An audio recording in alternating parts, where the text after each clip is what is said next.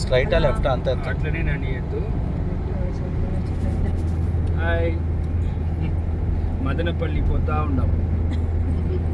கூர்குக்கு அப்புறம் சமீபத்தில் இன்னொரு நல்ல ஒரு ட்ராவல் அமைஞ்சுது. ஆந்திர மாநிலம் மதனப்பள்ளிக்கு பக்கத்தில் ஒரு அழகான சின்ன கிராமத்தில் நடந்த ஒரு சொந்தக்கார இளைஞனுடைய நிச்சயதார்த்தத்துக்கு போயிருந்தேன்.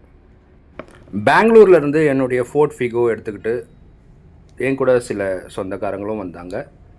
140 kilometres from Bangalore. So we travelled. வழி நெடுகிலும் பசுமையான நிலப்பரப்புகள், மலைகள் ரொம்ப அழகாக இருந்தது. స్టేట్స్ అన్ని ఇట్లా ఇంకా కొంచెం పెద్ద రోడ్డుగా ఉన్నా. எப்படி நம்ம தெலுங்கு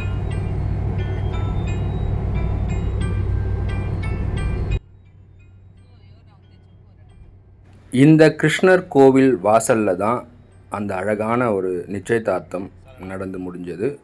நல்ல சாப்பாட்டுக்கு பிறகு 20 கிலோமீட்டர் தூரத்தில் உள்ள கொர்ரம் கொண்டே என்ற இடத்துக்கு பக்கத்தில் உள்ள ஃபார்ம் ஹவுஸ்க்கு வந்தோம். நாங்கள் எல்லோரும் 3 காரில். இது ஒரு 5 ஏக்கர் நிலப்பரப்பு கொண்ட ஃபார்ம் ஹவுஸ்.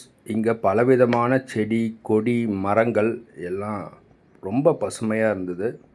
தென்னை, மா, நாகப்பழம், மாதுளை போன்ற பல விதமான மரங்கள், கோழி, ஆடு, வாத்து, சேவல், அது மட்டுமா மயில் கூட இங்கே நாங்கள் பார்த்து பரவசம் அடைந்தோம்.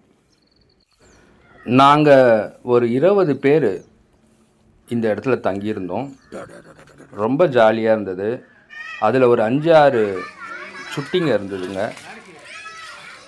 அதுங்க பண்ணுற கலாட்டா வாழ்தனம் ரொம்ப நல்லா இருந்தது. இங்கே என்னென்னா, பெங்களூரில் இருக்கவங்க தான் இவங்க எல்லாருமே. தெலுங்கு தான் அவங்களுடைய தாய்மொழி. ஆனாலும் தமிழ் முழுமையாக புரிஞ்சுப்பாங்க. ஓரளவுக்கு பேசவும் செய்வாங்க. சிலர் நல்லாவே பேசுவாங்க. அதுதான் எனக்கு ரொம்ப ஆச்சரியமான விஷயம். மழை வருவது மயிலுக்கு தெரியும்னு சொல்லுவாங்க. அது ரொம்ப சரியாக இருந்தது. இது தோகை விரித்தவுடன் கொஞ்ச நேரத்துக்கெல்லாம் மழை பெய்தது.